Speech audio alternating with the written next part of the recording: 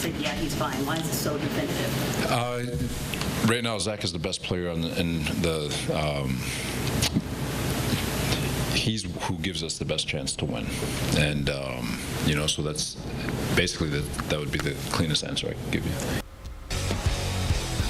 Coming out of the Aaron Rodgers injury, maybe some, I don't even want to call it cautious optimism, blind optimism that this would be the opportunity for Zach Wilson to take with two hands and run with. But against the Patriots, it's never the matchup he wants to see. Winless, scoring less than 10 points per game as an offense.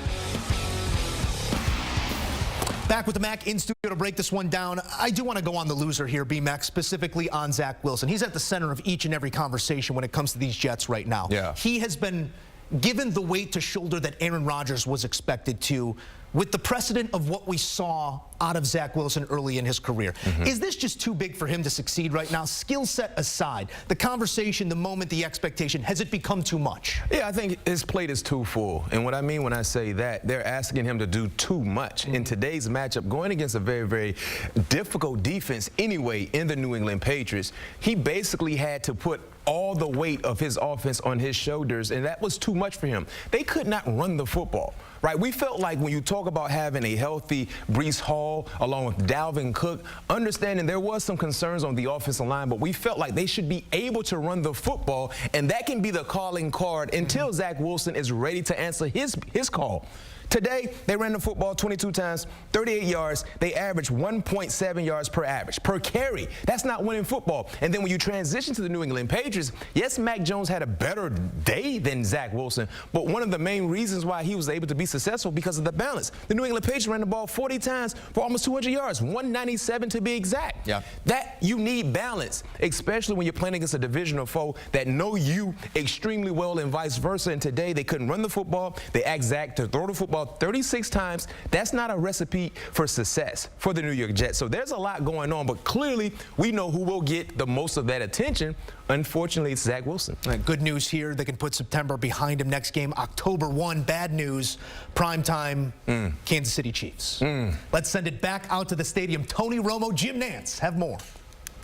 Jim Nantz and Tony Romo here in East Rutherford with your CBS Sports HQ game recap. The Patriots beat the Jets as both teams now battle to the end, and they walk off the field at 1-2 on the season. New England gets its first win, but this came down actually to a Hail Mary attempt on the last play of the game, and Zach Wilson launched it all the way to the end zone. It got batted around. It deflected off the back of Garrett Wilson, and Randall Cobb actually had a play, not an easy play, but a play that could have won the game for the Jets, and the ball fell to the ground incomplete. It was amazing how many times the Jets had a chance to win the game. I mean, from the last 3-4 minutes, if you think about it, Zach Wilson took the safety, and you think it's over. Then they get another chance with the ball, and you think it's over. Then they get the Hail Mary chance to play in there, and I'm like, this is just meant to be maybe, because the ghost of Aaron Rodgers is going to come back here on a Hail Mary, and somehow he gets it off and gets it there, and the ball tips off. You know, the Patriot player knocks down off a shoulder so it can just hang in the air for a little bit for Cobb. And, wow, the Patriots, outstanding game, but they were lucky to get away with the win, I felt like, after that play.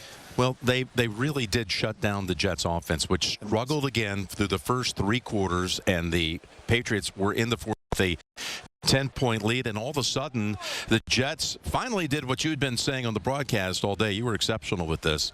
You kept saying they've got to throw it on first down to free up Zach Wilson, and once they started doing that, they put together a drive over 80 yards for their first touchdown of the game, and suddenly, yes, they were in the game. I feel like that is one of the keys. You're right. When we talk about like getting him comfortable, well, comfortable is just, hey, I'm in phase. I just threw a pass, even if the guy gets 2 yards.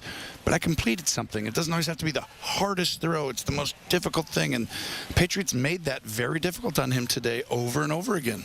Well, the Patriots, you kept saying it, they had to find a way to win, and they do, to go to 1-2 on the season. They've got Dallas next week.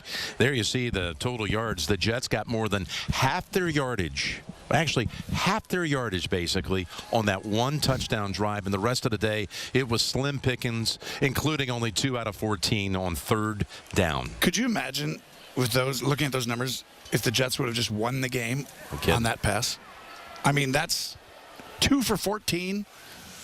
Wow. Yep. And it came down after it's all said and done, and all those numbers, which are one-sided, it came down to one heave and one attempt that nearly came to fruition. This has been your CBS Sports HQ game recap. For continuing coverage, go to cbssports.com. We'll see you next week from Buffalo when the Bills host that offensive juggernaut of the Miami Dolphins.